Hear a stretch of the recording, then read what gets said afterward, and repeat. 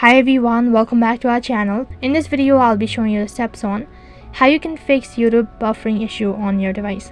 So I'll be showing you different method on how you can fix it. Make sure to watch this video till the end and follow the instructions as guided.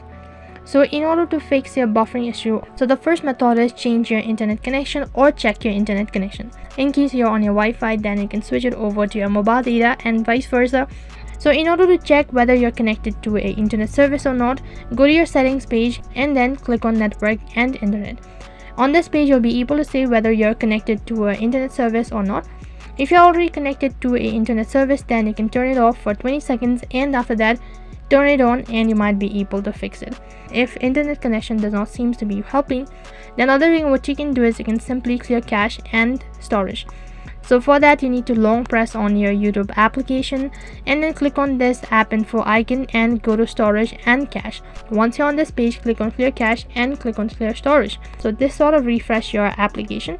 Once you've done this, you need to wait for some times and after that you might be able to fix it. After doing this as well, if you're still unable to fix it, then you can check for the update. Go to your Play Store and then on the search box type in YouTube.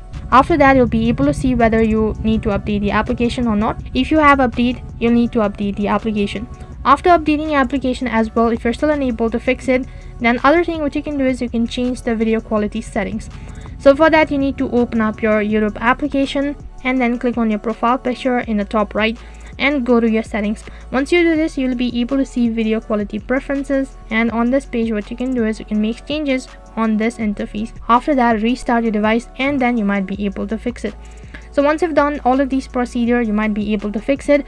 If not, then you can wait for some times, and sometimes it might be from the server itself. Those were the method on how you can fix buffering issue on your YouTube application.